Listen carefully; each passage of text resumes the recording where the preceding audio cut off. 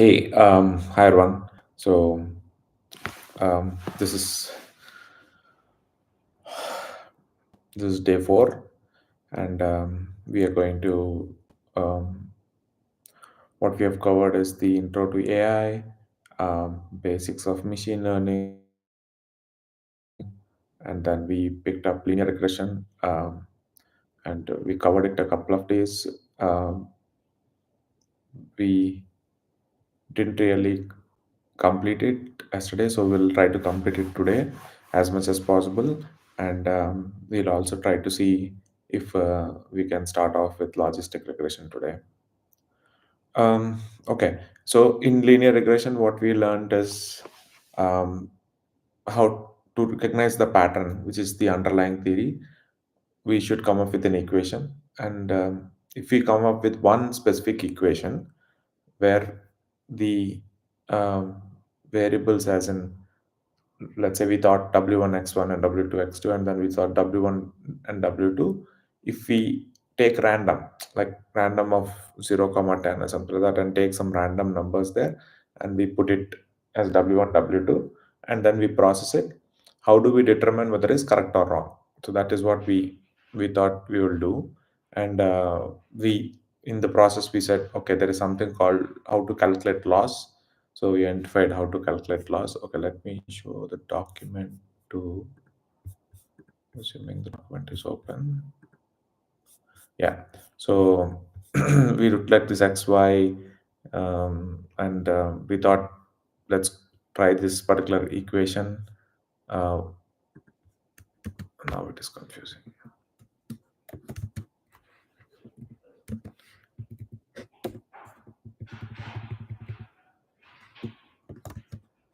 So 3x1 into 3 plus 3x2, and then we have observed what is y, expected y, and what is predicted y, what is the difference, and so how that difference can be calculated in more efficient way. So the called loss function, which is sum of differences. Instead of sum of direct differences, we thought it's better to do sum of mod or differences. So this all we calculated, and then instead of taking sum of differences, we go with the mean of these differences, so that it is not impacted by the number of data sets, that number of size of the data set. And then we also looked at something called a cost function, which is just extension of loss function, but only difference is it does the sum of a squares. Okay, I supposed to start, I thought I will do this. So which is supposed to be sum of the squares. So mean of sum of the squares. So we looked at asked ChatGPT. ChatGPT told us mean absolute error is what we have calculated here. The mean of these numbers is absolute error, and this is mean of. Uh, by the way, this is wrong. This is not right. This is actually, this after calculating mean we are subtract shit, but this is wrong. This is not supposed to be, because cost function will be the core differences that are there. These, okay. So it will be phi square. So okay, let me write below the cost function itself so that it is clear. So it will be the whatever is the differences that are there, those differences will square them. So irrespective of the sign, it will be same, because anyways we are squaring it, so the negative sign will go away. So it will be phi square plus 10 square plus 20 square plus 15 square, averaged by number of samples, it is 4.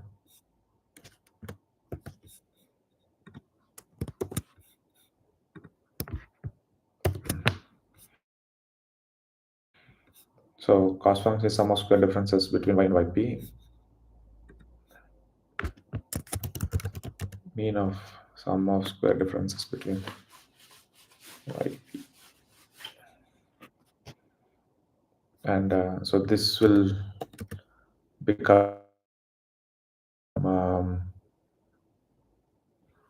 750 by 4, which is 375 by 2, um, which will be 187.5. I hope the math is correct, but anyways, that's fine. Um, so that is the actual cost functions cost. So you can actually see from terminology perspective, so this is loss function, as well as this is cost function, and we also looked up at to see what does the why does the cost function do us. We did a modulus here and we arrived at this number. Why are we not sticking to that? Why are we not using just that? Why are we doing a square? We looked up and then it said, so further when you go down the line, if you want to do a differentiation of this equation, or if you want, and if you want to focus more on the variables which has high differences, like we want to reduce 20 and 10 in the first, 20 15 and 20 15 on the higher side. This was to you amplify, right? So here if you see it says 2500 400 to 25, so 400 is really pushed up, so that you see, okay, 400 is a big problem, let's solve. So the target is to solve the bigger problems there, and then we address the smaller ones accordingly. So that differentiation will be there. That's the reason they do a square of differences. Um, so we'll understand more of it, why we did square of it when we do follow the next steps, to see how it works and stuff. So now we know the cost function. Now we know the base equation and stuff. So this is what we had. This is the cost. And let's say we are not happy with the cost. We want to reduce the cost. Or we can think in this direction. I mean, obviously, everybody wants to reduce the cost because the more accurate it is, much better. Sorry, it would work. But if you look at it in two directions, so today it's gonna be like this: 10% charging is there. So um, today being a weekend, maybe we'll go a little shorter. So we'll and try to be faster also, because recap itself has taken this long. Um, so now, but this is important, very important. I would actually spend more time on this, because people jump this. People don't spend enough time here, and they move forward. They'll do things, but always these questions will go in their mind. One time or other time, they'll come into situation. So okay, how did a loss function come? How did a cost function come? And you run an algorithm and it starts telling you this error, that error, like mean square error, mean absolute error, and this is the cost and all that, and you don't know how it is calculated. So if you don't know how it is calculated, how do you take a decision whether you want to train it any further, or do you want to stop, or what does that mean? If you don't know it, how do you use it, right? You can't just say mean square error equation is this.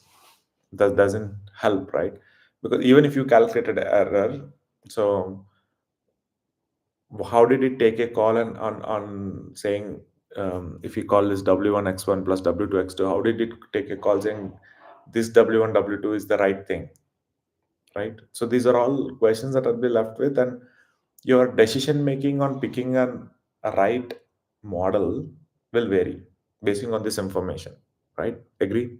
So that is the reason you need to know all this, or else you go ask ChatGPT, you give me a Python code which will actually run linear regression for me. Just there are libraries, every damn library now in, can has the excuse me guys, sorry, has the logic to implement linear regression. So that's not what we're trying to do. We're not trying to implement linear regression. We're trying to understand how somebody has evolved, how someone has or a group of people has evolved linear regression from the start till what the final process is and what is the thought process they have gone through, so that not only about linear regression but any kind of a model that we are building, then we can actually use similar thinking. So my output that I want you guys to learn is not linear regression, not machine learning, not AI, but the main intent is for you guys to learn how is the thought process going in building this whole journey of coming up with a model. So that thought process is what will help you in solving any kind of a model. It could be linear regression, it could be logistic regression, it could be neural networks, it could be LLMs, anything, anywhere you go, but the thought process can be taken as a foundational process and can be applied. Okay. That being said, let's move forward. So now I got cost function. And now so I say 3x1 plus 3x2. If I go with this is my cost. Okay. Now how can I reduce my cost? The only way that you can reduce the cost is in this whole picture. If you see x1 x2 that is there, it is fixed, y is given, yp is derived by this equation, so yp can change.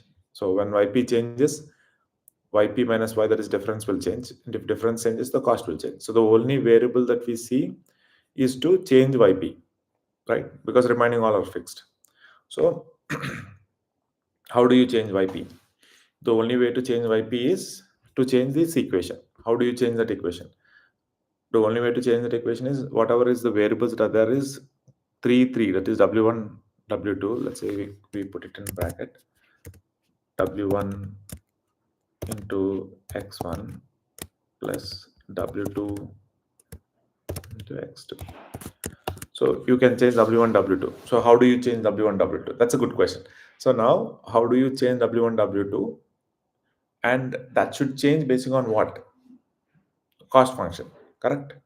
So I mean, not on basing on that, but the objective of changing w1 w2 is to reduce the cost function, correct? So you change w1 w2, the cost function reduces, you change it again, reduces, you change it again, maybe it is increasing. So the objective is to decrease the cost function as much as possible. So the cost function, let's say we put cost function into, we put all possible cost function, like we do random of w1 w2 multiple times, and maybe in a range like w1 w2 in a range of 0 to 100, huge, right? And in 0 to 100, I'll calculate the yp, I'll calculate the cost for all combinations of w1 w2.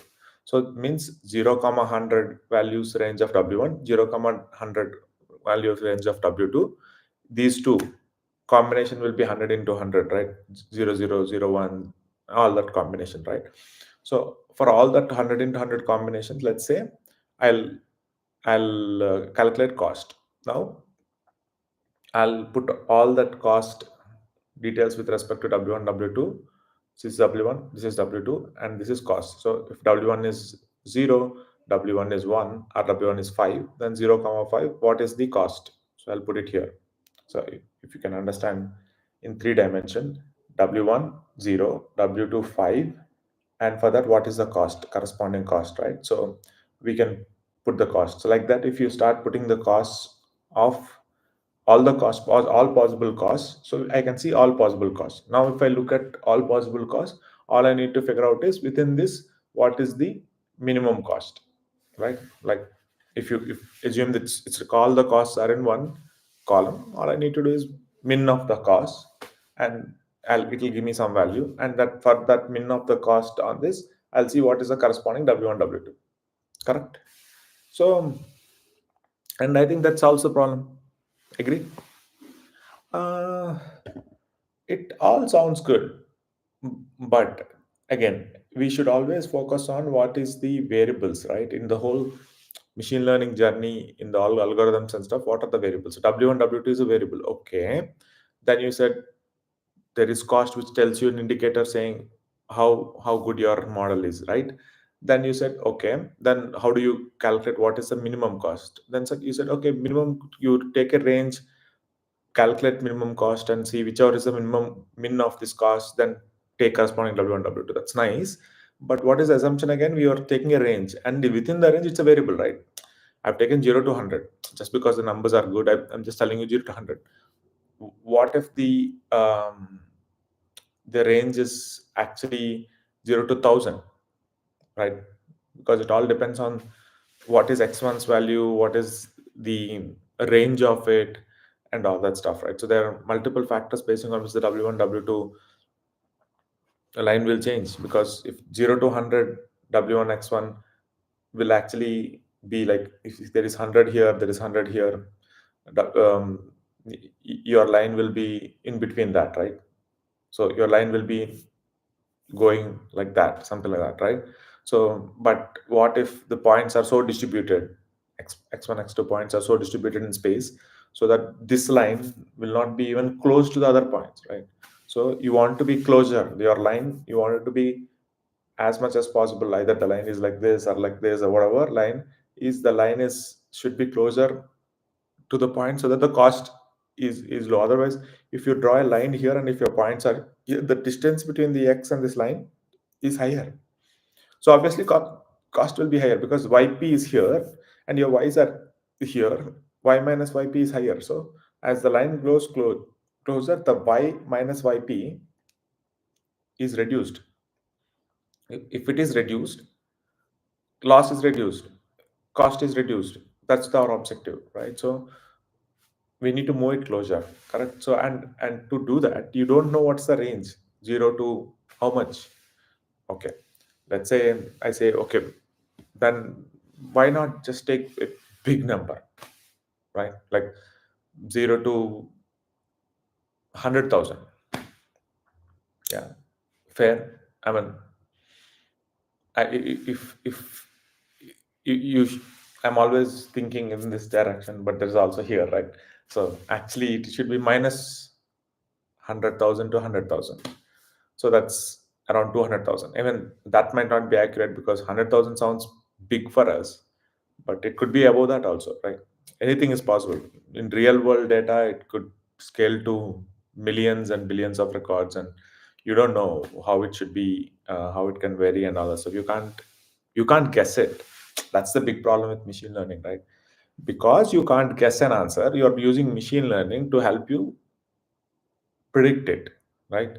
So you can't assume it. So even if you take minus 100,000 to 100,000, we are talking about 200,000 values, and we are talking about combinations. If you look at it, w1 w2, 200,000 combinations, that is 200,000 into 200,000 combinations is what we are talking about.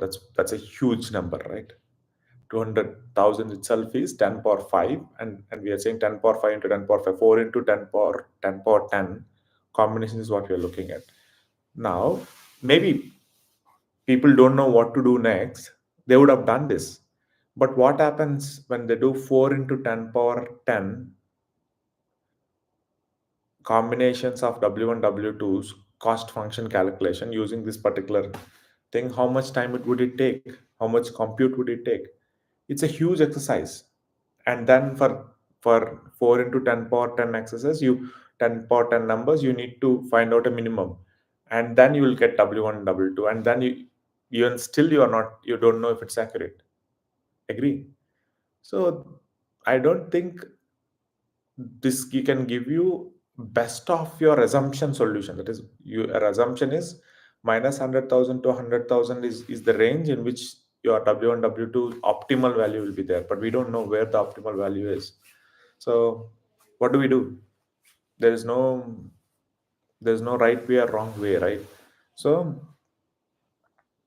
the final step, to find out final step, which we don't know, the first thing that we need to know is, how do you know what's your first step, correct? So in this whole space, of w1 w2 and cost function and stuff, let's say within w1 w2, you are at certain point, w1 w2 combination, w1 as some a, w2 as b, ab is here, right? From there, what is your first step? How do you take your first step? Your first step is should be relevant to your objective, that is reducing the cost function. So I would take a step in a direction in which my cost function will get reduced. Okay. So uh, how do you reduce your cost function W and W2 in order to get lower cost function, right? That is what is the objective. Everybody is with me till here? If you have missed the point on what I'm trying to say, I would seriously suggest it's okay, just go back and listen to what I have explained, and if there is something you don't understand, please understand. But the objective is change W1 W2 values to reduce the cost, correct? So if you are in a space where W1 W2 is a comma b, like for us it is 3 comma 3 here, if you have space a comma b, then um, how do you pick up your next value, right? So that it reduces the cost, and that's your first step, that's your preference first step, because a comma b is here in space. If you can go this way, this way, this way, you can go n number of ways, all circular, all points which are at certain distance from a comma b are possibly your next steps, right? Next baby step. When I say baby step, I'm talking about small step. Okay, instead of doing, when you, if you take a bigger step, that means from a comma b as center, if you look at your radius and if you take bigger steps, the possibility of steps is more. So I'm saying, let's say reduce the size of the step, and then if you take, I want to just move by 1 point, right? Then what are the all the possible ways of a comma b? There will be multiple possible ways, right? Now that is easy, right? So um, how many will be there? A comma b. Then in a, now you keep a on the a comma b. If you look at it a comma b, then a comma b will have a minus 1 comma b, a plus 1 comma b, and a comma b minus 1, and you'll have a comma b plus 1. So these are all the points that are possibly there. Is it correct? No. So when I say it's plus 1 based, it could also be the remaining sides, right? Like I looked at these sides, but there is also diagonal corners, right? All 4 diagonal corners will also be considered. So all these points needs to be looked at, and we calculate for all those points, and take that one step, saying whichever cost is reducing further. For example, let's assume that a comma b minus 1, when a comma b is here, a comma b minus 1 is actually lesser cost compared to all the remaining 8 of them. Then what we do, we move there, and then again do exercise, pick up all the points, again we move here, and then we, so what we do, we can take those baby steps basing on what is the right thing. But I simplified saying I'll take only plus 1, right? It could be plus 2, it could be plus 3, but if you go on plus 1, and then if you keep reducing it, it takes more time, and um, it need not necessarily be plus 1 always, right? It could also be it could also be plus 0.5. We don't know, right? Which is lower. Okay. So what is, this is not taking us to an optimal solution. What can we do? So if there is a way, uh, we can figure out how W1 W2 can be reduced in in a way that the cost is reduced. That's our objective. How can we do it? So again, I will, instead of objective is very clear, but how can we do it, right? Okay. What people observed when they did experiments, as I said, they did experiments saying this, okay, take 0 to 100, 100 into 100, draw a graph kind of stuff. So they did draw a graph, and they keep a point. So let me use some image from online.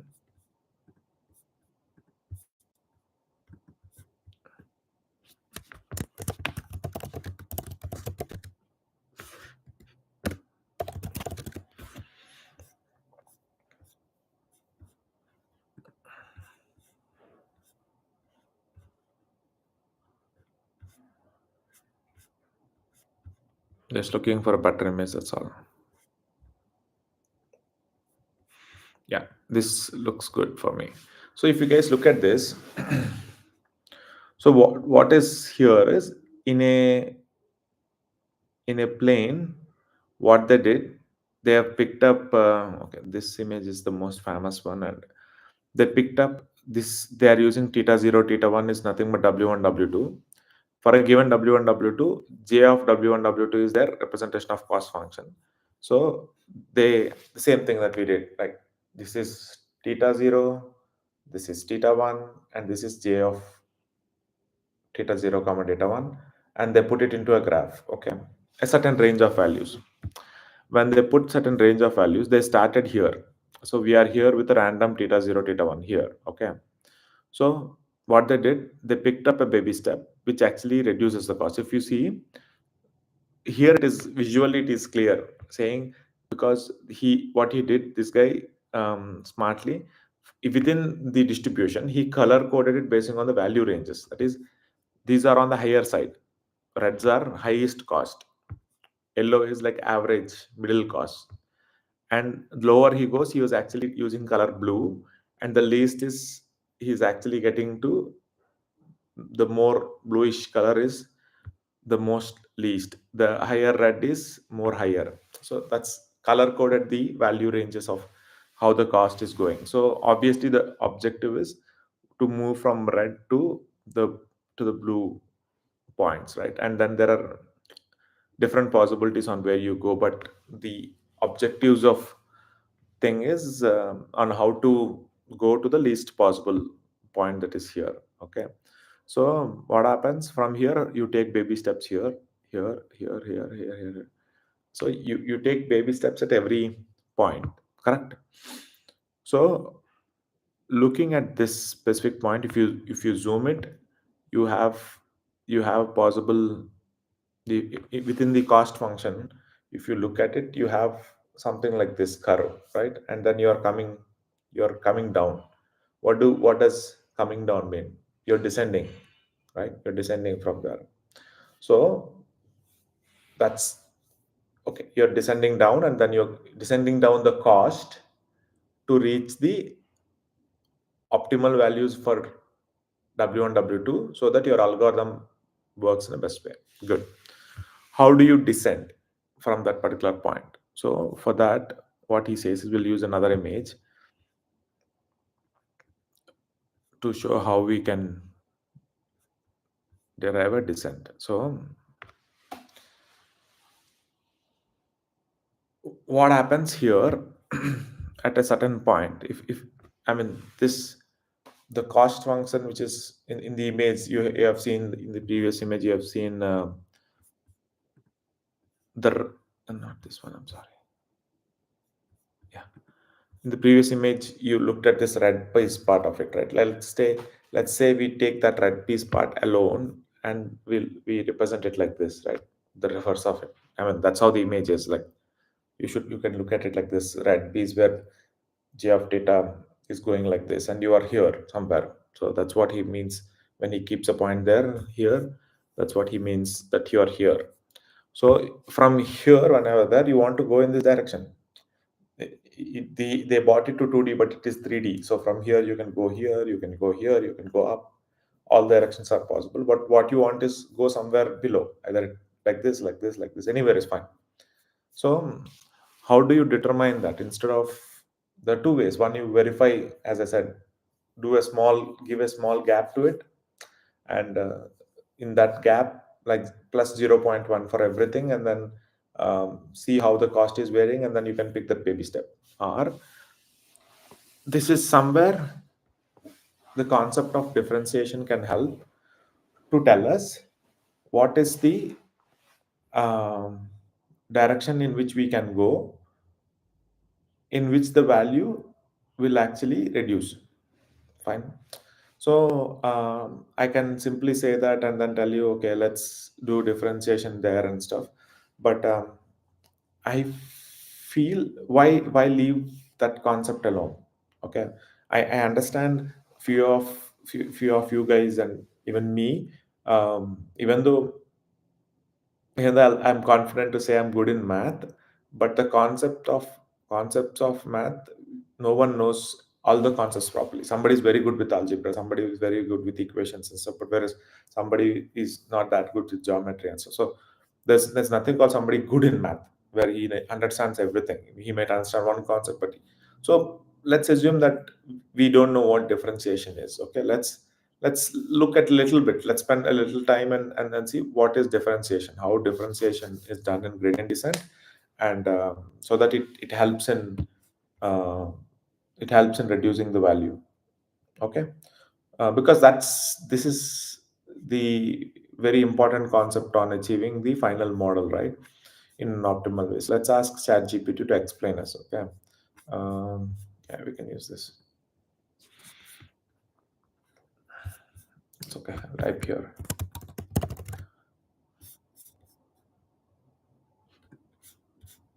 Okay, this is nice. Instead of hiding it, I'll just put it somewhere here. Uh, Explain gradient descent derivation on. Okay, no,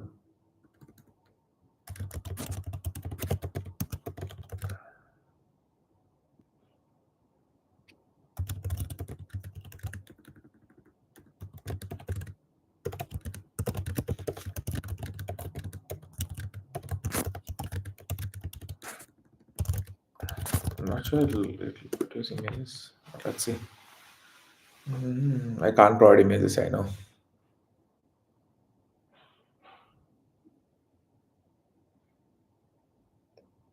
Differentiation is a mathematical concept used to compute the rate at which a function changes with respect to its inputs. To calculate the derivative of a function which represents the slope of the function at a particular point in context of okay, he gives something else. Okay, this guy doesn't explain with a visual example, so I'll again fall back to.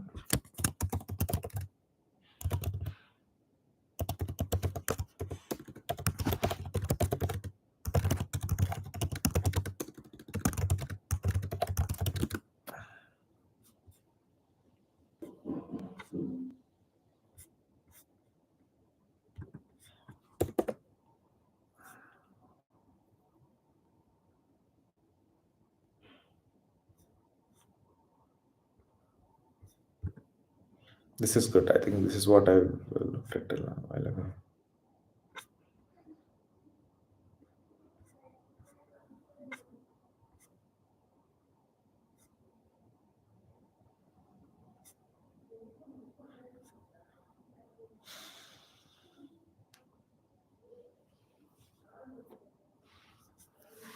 But this guy directly got in. He doesn't explain what differentiation is. Or maybe I should ask the question in a better way.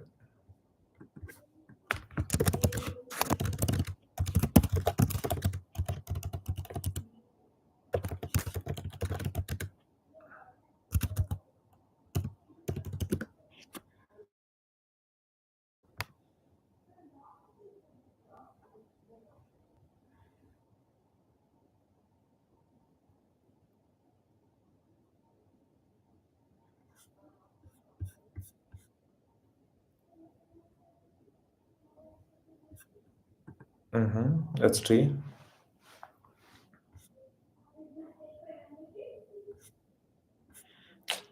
No, doesn't explain it. So, um,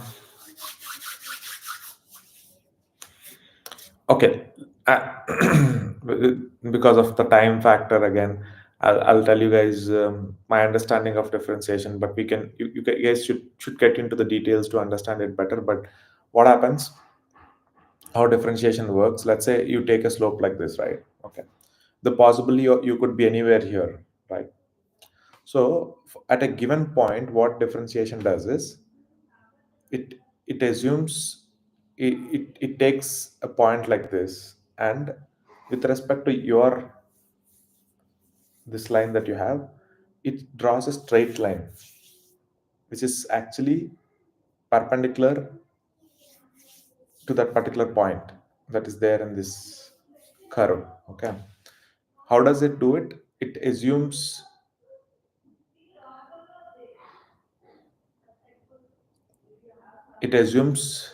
for that specific point, it assumes that the point, if it varies a little bit, how does it go, and basing on that, it creates a perpendicular line. When I say, why am I saying perpendicular line? That's what is confusing. If- so what is perpendicular? If you take a specific line, perpendicular line is like this, right? So it's not perpendicular. If it's perpendicular, it'll go differently. I'm doing a bad explanation of differentiation, but given a curve, it will actually give you the slope of the particular curve, right? Because the curve can be in any form, right? It could be like this. So if it is like this, this is the slope, right? But usually are not like that. So the slope is like this, the slope is like this, the slope is like this. The slope can vary basing on which point of this curve that you could get into. So it would differentiation would give you a slope of that line. So if you get slope of a specific line, right? So what does it tell you? The point here is in this slope. That means it is going like this, right? It's going down like this. If the point is like this is the slope. That means you should, it is going in this direction, right? I mean, in this direction. Similarly, if the point is here, you see, this is the slope. So, matter of fact, it says that it is actually a straight line. The increase in this direction is straight line. So that's how differentiation will work. I'll try to, I mean, instead of spending more time here, there is some article where they explain differentiation much